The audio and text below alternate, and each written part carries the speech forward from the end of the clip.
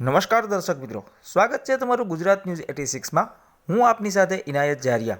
દિયોદરથી અમારા સંવાદદાતા પ્રકાશ ગોસ્વામી જણાવી રહ્યા છે કે દિયોદર મેસરા મુખ્ય નર્મદા કેનાલમાં મહિલાએ ઝંપલાવ્યું હોવાની ઘટના।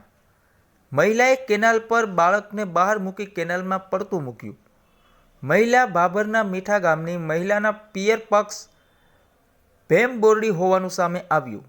કેનાલ પર મહિલાના માતા પરિવાર દોડી આવ્યા। સ્થાનિક તરવૈયા અને લોકો દ્વારા કેનાલમાં મહિલાની શોધ હાથ ધરી। ઘટના સ્થળે દિયોદર પોલીસ પહોંચી આગળની કાર્યવાહી હાથ ધરી। ધન્યવાદ। અહેવાલ પ્રકાશ ગોસ્વામી, દિયોદર।